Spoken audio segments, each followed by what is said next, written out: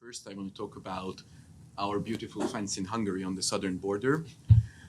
In 2015, when the Syrian migration crisis reached the southern border of Hungary, Hungary decided to erect a fence. First, it was just a rapid deployed concertina wire by the military.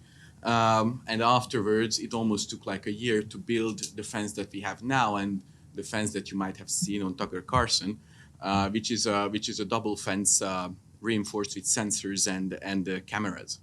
Hungary received international condemnation for constructing a physical barrier on its southern border, and the EU refused to provide funding for it so far. The cost of the wall was $1 billion US. That might not sound much to you, but actually that was the amount that Hungary spent on its defense budget in 2015. So it's like another defense budget. And then we are not counting the efforts by the authorities, the police and the Hungarian defense force to construct this fence. They were working 24/7. And then the maintenance costs and also the fact that the fence has to be guarded, which is done by the police and by the Hungarian defense force. Also, Hungary set up some legal barriers, which transformed in a way the rolling pastures of Serbia into an insurmountable cliff. The most important piece of the legislation package was the idea of Safe-Cert Countries.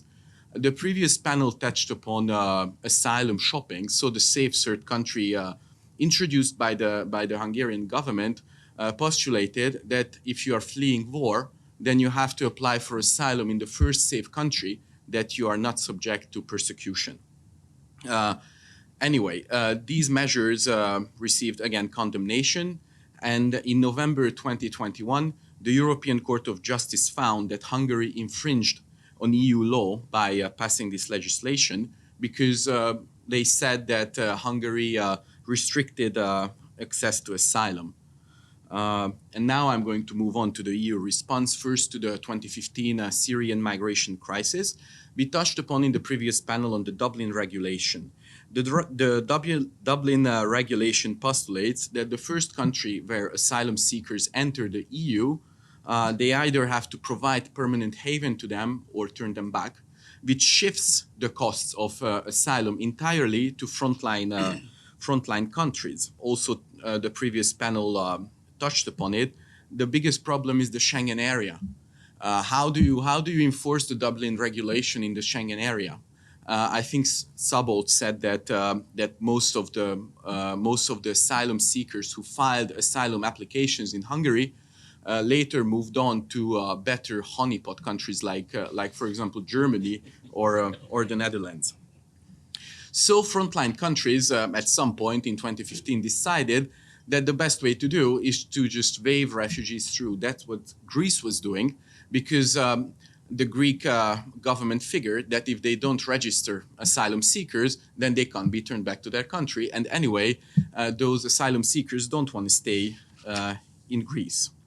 And now the EU response.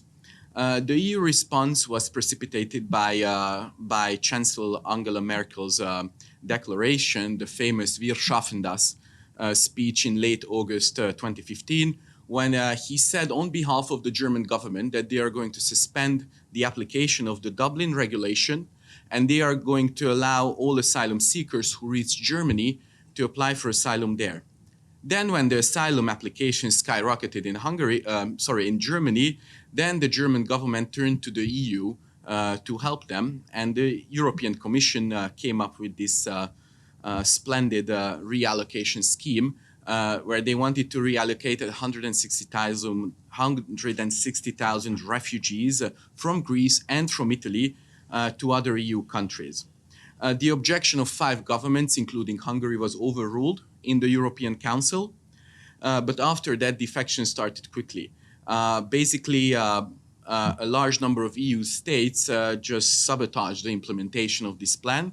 1 year after the passage of the Commission proposal, only 5% of asylum seekers were reallocated. After this, the EU turned to another measure, which was to bribe gatekeeper countries, the most important being Turkey, where the EU signed in 2016 an agreement with the Turkish government where the EU would provide funding not to the Turkish government, but refugees and groups that take care of refugees in Turkey. And in exchange, Turkey would prevent those asylum seekers to continue their journey towards Europe. The price tag on this project between 2016 and 2024 is 10 billion US dollars with no end in sight.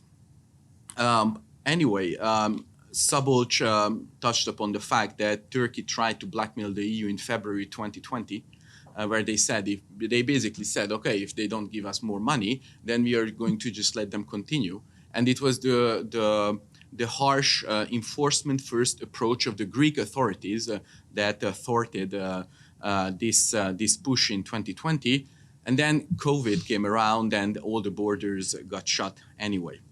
If we assess the EU response to the 2015 crisis, we can see that the EU was permanently weakened.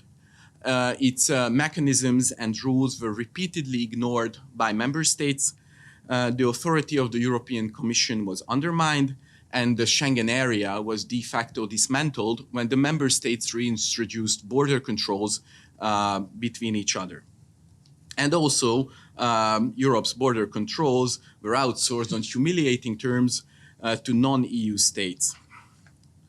Now moving on to the 2021 Belarus-Polish-Lithuanian border crisis.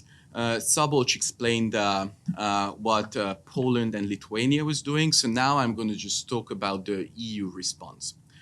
A huge amount of solidarity flowed to Poland from Brussels, but what was even more surprising is that the European Commission in December 2021 came out with a new proposal that would chip away at the rights of asylum seekers if a member state is faced with an instrumentalization of migration.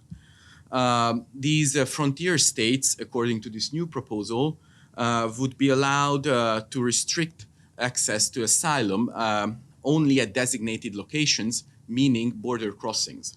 And also they would be allowed to detain asylum seekers for up to 16 weeks, while the substance and admissibility of their claim is being decided on the border. In EU law, now it's only 4 weeks. This substance and admissibility assessment is like the credible fear assessment in the US. But you are still not supposed to detain asylum seekers while their real claim is decided by the courts, and you're still not supposed to just push them back. So my point is that what the Polish and Lithuanian governments were doing still went much further than what now the EU proposed in December, but it's most certainly a step in the right direction. And now, finally, Ukraine. Because now with Russia's barbaric invasion, the EU finally managed to have a unified response to an unparalleled refugee situation. It's important to note that Ukrainians can enter the EU without visa and they can stay for 90 days. But the EU also managed to activate its so-called Temporary Protection Directive, which has nothing to do with the American TPS system. Now, everyone coming from Ukraine, that includes legal residents and Ukrainian nationals as well, have a temporary protected status in all European countries for up to 3 years without having to apply for the complex and ponderous asylum procedure. This directive was passed with a unanimous vote in the European Council. Those countries that has been very harsh on irregular migration, like Hungary and Poland, also supported the measure. But the problem with the Temporary Protection Directive is, again, Schengen and voluntary redistribution, because the Temporary Protection Directive postulates that based on mutual solidarity, the 27 member states of the European Union are going to distribute Ukrainians. Now there is no political row about it because everyone agreed at the European level that this is what we need to do in this refugee crisis. But the problem is, how do you enforce this in Schengen? Again, a Ukrainian gets redistributed to Bulgaria or Romania, and then he can just say, that's not fair. I want to go to Germany. There is absolutely no way to stop them to going to Germany and get to work there illegally. We'll see what's going to happen, but I personally think that it's a great feat on the European Union's part that we managed to have a unified response, speaking with one voice in this unparalleled refugee crisis which is unfolding on the border of the EU.